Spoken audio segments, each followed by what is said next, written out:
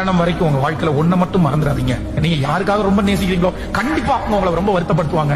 நீங்க யார ரொம்ப அன்பு செலுத்தீங்களோ அவங்க தான் உங்களுக்கு கண்டிப்பா கஷ்டமா மாறுவாங்க. இதுல எந்த சந்தேகமே இல்லை. அதனால எல்லா இடத்துலயும் லிமிட்டா வச்சுக்கோங்க. எல்லாரையும் லிமிட்டா நேசிங்க. ரொம்ப யோசனையா பண்ணுங்க. எதையுமே ரொம்ப லாங்கா விடாதீங்க. ஓவரா போகாதீங்க. போனீங்கன்னா நீங்க தான் பாதிக்கப்படுவீங்க.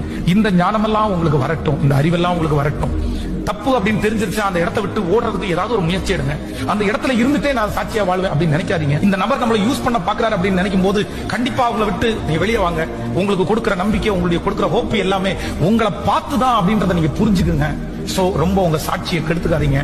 ரொம்ப ஒரு மனுஷனையோ ஒரு மனுஷி மேலயோ அட்டாச்சா இருக்காதீங்க. உங்க டைம்ல நிறைய டைம் யாரோ ஒரு நபருக்காக நீங்க ஸ்பெண்ட் பண்ணிடாதீங்க.